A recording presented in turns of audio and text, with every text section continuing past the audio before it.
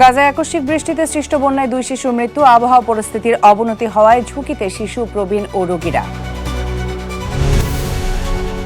জাপানে আবারও 6.7 মাত্রার ভূমিকম্প অনুভূত। সুনামির সতর্কতা জারি। বাসিন্দা ও পর্যটকদের দূরে থাকার পরামর্শ।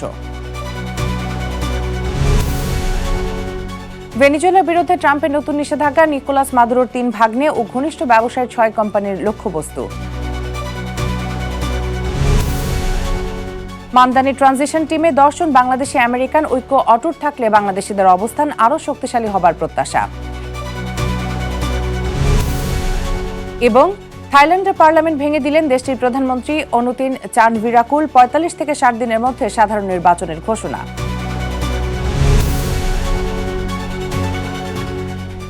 বিশ্বজুড়ে ঘটে যাওয়া দিনের গুরুত্বপূর্ণ ঘটনাগুলি নিয়ে আরটিভির নিয়মিত আয়োজন সারাদিনের বিশ্বে। আপনাদের সাথে আছি আমি পারভিন মিতু। ফিলিস্তিনের গাজায় আকস্মিক বৃষ্টিতে সৃষ্ট বন্যা ও ঠান্ডায় 2 শিশুর মৃত্যু হয়েছে। বৃহস্পতিবার খান ইউনিসের জরাজীর্ণ তাঁবুতে ঠান্ডায় জমে 8 মাস বয়সী এক শিশু মারা গেছে। গাজার স্বাস্থ্য মন্ত্রণালয়ের প্রধান মুনির আল বুরশ এই প্রাণহানির বিষয়টি নিশ্চিত করেছেন। এদিকে আল জাজিরা জানিয়েছে, বন্যার পানিতে তাঁবু তলিয়ে যাওয়ায় সেখানে আরও এক শিশুর মৃত্যু হয়েছে। স্থানীয় কর্মকর্তারা বলছে, আবহাওয়া পরিস্থিতির অবনতি হওয়ায় আরও শিশু, প্রবীণ ও রোগীরা ঝুঁকির মধ্যে রয়েছে। গাজার দক্ষিণাঞ্চলীয় শহর খান ইউনুসে তীব্র শীতে 8 মাস বয়সী ফিলিস্তিনি শিশু রাহাফ আবু জাজার মারা গেছে। টানা বৃষ্টিতে তাপমাত্রা কমে যাওয়ায় দুর্বল তাঁবুতে আশ্রয় নেয়া বাস্তুচ্যুত পরিবার ও শিশুদের ভয়াবহ পরিস্থিতির সৃষ্টি হয়েছে।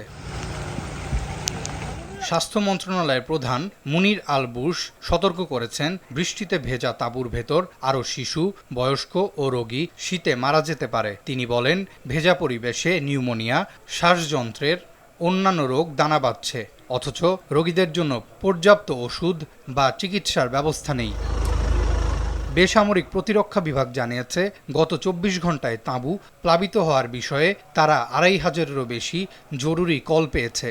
নিম্নচাপের প্রভাবে পরিস্থিতি আরও খারাপ হয়েছে। জাতিসংঘ বলছে, মানবিক সহায়তার জন্য বারবার আবেদন সত্ত্বেও প্রবল বৃষ্টি বাস্তুচ্যুতদের তাঁবু ভাসিয়ে নিয়ে যাচ্ছে। 2,50,000-এরও বেশি বাস্তুচ্যুত পরিবার জরাজীর্ণ তাঁবুতে ঠান্ডা এবং বৃষ্টির ঝুঁকিতে রয়েছে বলে সতর্ক করেছে সংস্থাটি। আরাফাত ইয়াসার, আরটিভি। জাপানে আবারও 6.7 মাত্রার ভূমিকম্প অনুভূত হয়েছে। স্থানীয় সময় শুক্রবার সকালে দেশটির উত্তর পূর্বাঞ্চলে এই ঘটনা ঘটে। ভূমিকম্পের পর সেখানে সুনামির সতর্কতা জারি করেছে জাপানের আবহাওয়া সংস্থা জেএমএ। জাপানের গণমাধ্যম জানিয়েছে, 1 মিটার পর্যন্ত উচ্চতার সুনামিটি হোক্কাইডো, ইয়াইতো এবং মিয়াগি অঞ্চলে আঘাত হানতে পারে।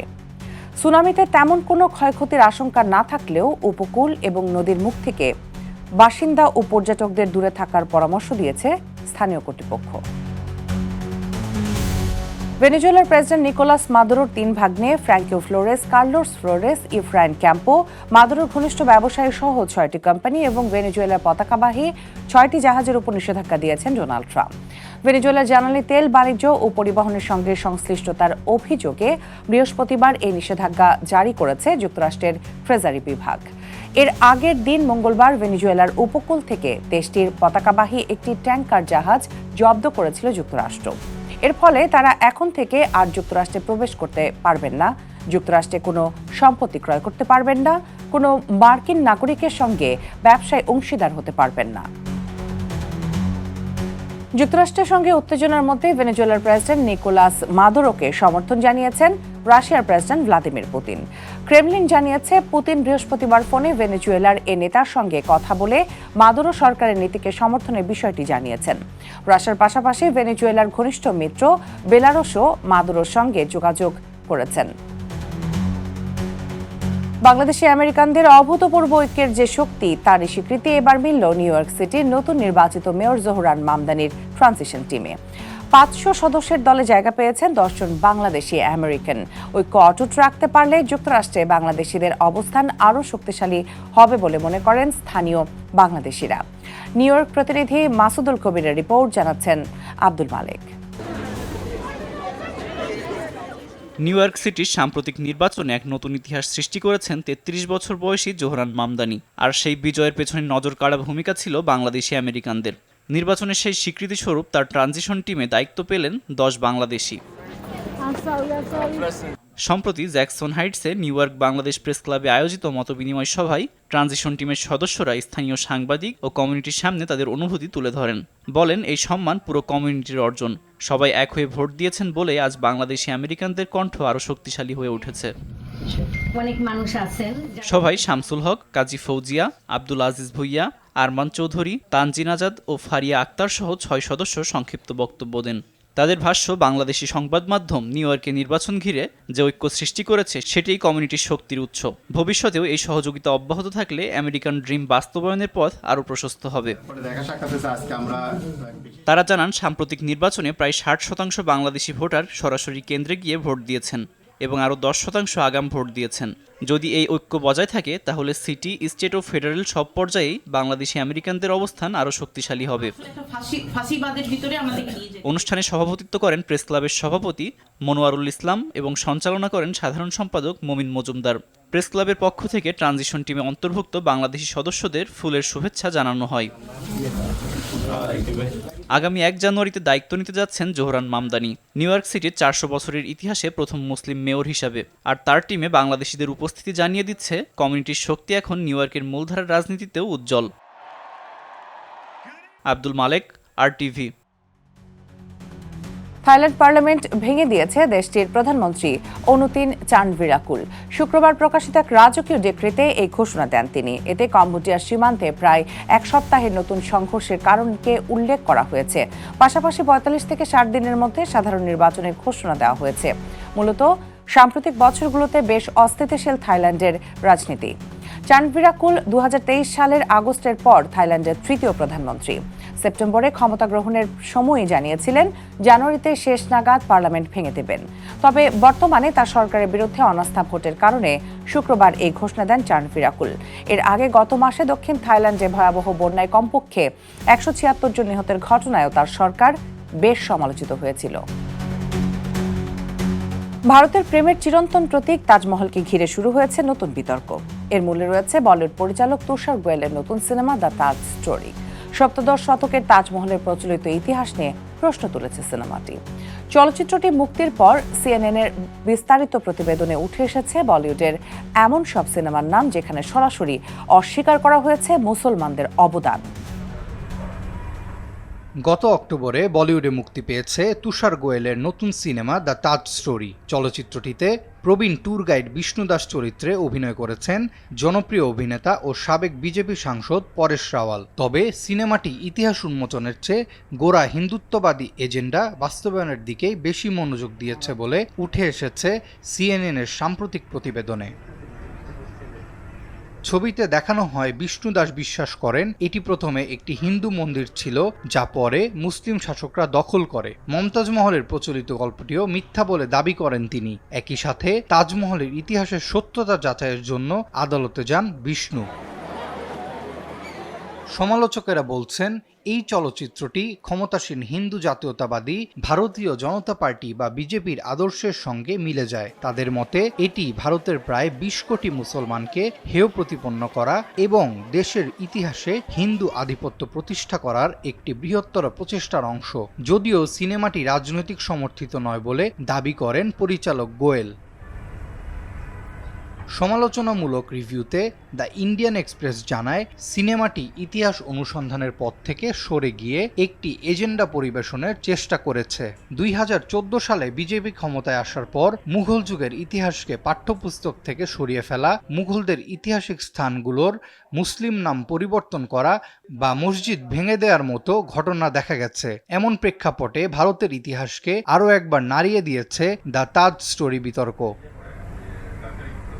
ঐতিহাসিকেরা বলছেন মুঘল আমলের কাগজপত্র এবং রেকর্ডে বিস্তারিতভাবে তাজমহল নির্মাণের ঘটনাটি নথিভুক্ত করা রয়েছে। তবুও ডানপন্থী মহলে এই স্থাপনাকে তেজ মহালয় নামে একটি হিন্দু মন্দির বলে দাবি করার পুরনো তত্ত্বটি নতুন করে উঠে আসছে। এমনকি বছর 5 আগে তাজমহলের 22টি বন্ধ কক্ষ খুলে হিন্দু মন্দিরের প্রমাণ খোঁজার জন্য আদালতে পিটিশনও দায়ের করেছিলেন এক বিজেপি নেতা।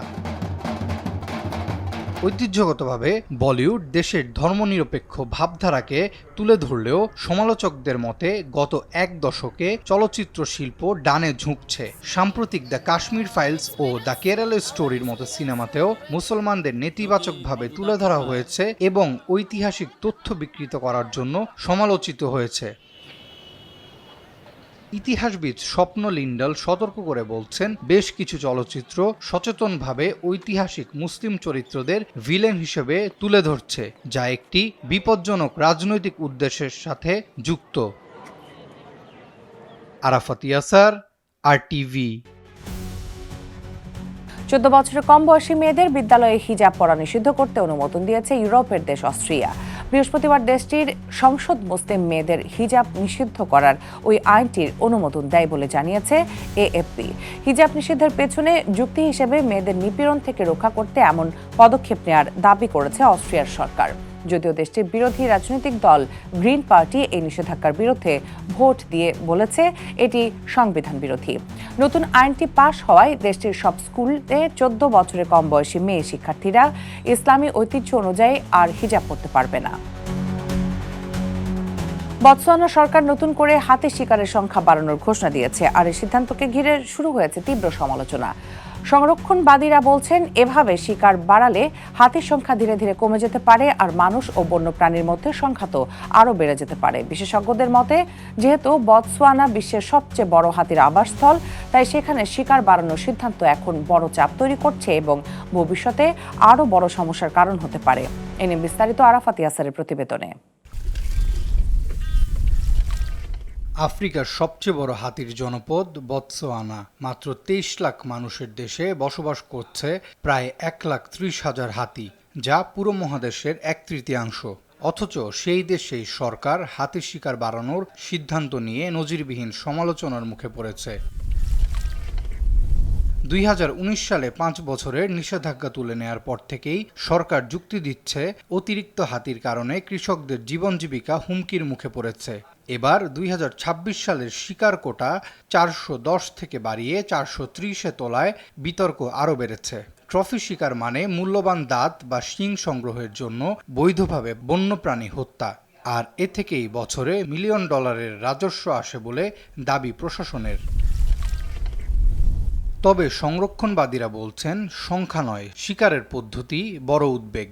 ট্রফি শিকারীরা সাধারণত নিশানা করেন সবচেয়ে বড় দাঁতের পূর্ণবয়স্ক পুরুষ হাতিদের। এই অভিজ্ঞ ও বয়স্ক হাতিরাই সমাজের গুরুত্বপূর্ণ জ্ঞানের ধারক। স্ত্রী হাতিদের কাছে আকর্ষণীয় এবং শেষ বয়স পর্যন্ত প্রজননে সক্ষম। তাদের হারিয়ে যাওয়া শুধু প্রজননেই নয়, হাতির সামগ্রিক আচরণেও বড় পরিবর্তন আনে। এলিফ্যান্ট প্রোটেকশন সোসাইটির প্রতিষ্ঠাতা ওটস নাওয়া বলেন, শিকার অনেক বেশি এবং সরকারকে তা পুনর্বিবেচনা করতে হবে। একই দাবি তুলেছেন বর্ন ফ্রি ফাউন্ডেশনের নির্বাহী সভাপতি উইল ট্রেভার্সও। তাদের মতে, যেসব হাতিকে সাধারণত শিকার করা হয় তারা পুরো জাতীয় পালটির মাত্র 1%, যাদের উপর চাপ তৈরি হলে দীর্ঘমেয়াদে ভয়াবহ ক্ষতি হতে পারে। সরকার অবশ্য বলছে, জলবায়ু পরিবর্তন ও বন উজাড়ে হাতির প্রাকৃতিক খাদ্য কমে গেছে, ফলে তারা গ্রামে ঢুকে ফসল নষ্ট করছে, ঘরবাড়ি ভাঙছে, শস্য খাচ্ছে। এ অবস্থায় জনসংখ্যা নিয়ন্ত্রণ জরুরি, আর শিকারের লাইসেন্স থেকে পাওয়া অর্থ 2024 সালেই $4 মিলিয়ন ছাড়িয়েছে। ব্যয় হচ্ছে সংরক্ষণ ও স্থানীয় উন্নয়ন প্রকল্পে।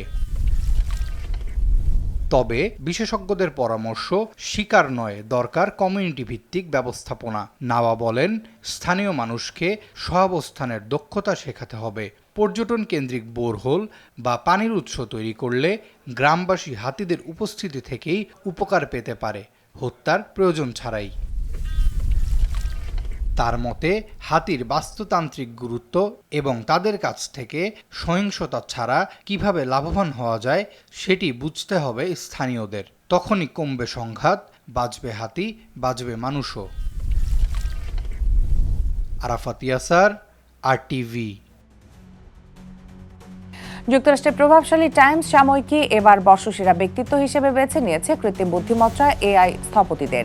স্থানীয় সময় বৃহস্পতিবার সাময়িকীটি 2025 সালের বর্ষসেরা ব্যক্তিত্বের নাম ঘোষণা করে। তবে এবার একক কোনো ব্যক্তিকে বর্ষসেরা ব্যক্তিত্ব হিসেবে নির্বাচিত করা হয়নি। টাইমস সাময়িকী জানিয়েছে 2025 সাল ছিল এআই এর জন্য যুগান্তকারী একটি বছর। এই বছর এআই প্রযুক্তি অপ্রতিরোধ্যভাবে দৃশ্যপটে এসেছে। এবারে বর্ষসেরা ব্যক্তিত্বের দৌড়ে এআই স্থপতিদের পাশাপাশি এনভিডিআর সিইও জেনসেন হুয়াং এবং ওপেন এআই এর স্যাম অল্টম্যানের নামও আলোচনায় ছিল। সম্ভাব্য প্রার্থীদের তালিকায় আরও ছিলেন পোপ লিও চতুর্দশ, মার্কিন প্রেসিডেন্ট ডোনাল্ড ট্রাম্প, ইসরায়েলি প্রধানমন্ত্রী বেনিয়ামিন নেতানিয়াহু এবং নিউ ইয়র্কের মেয়র জোহরান মামদানি। আর এরই সাথে শেষ করছি সারাদিনের বিশ্ব। আরটিভির সাথে সংযুক্ত থাকুন, মতামত জানান আরটিভির সামাজিক মাধ্যমগুলোতে।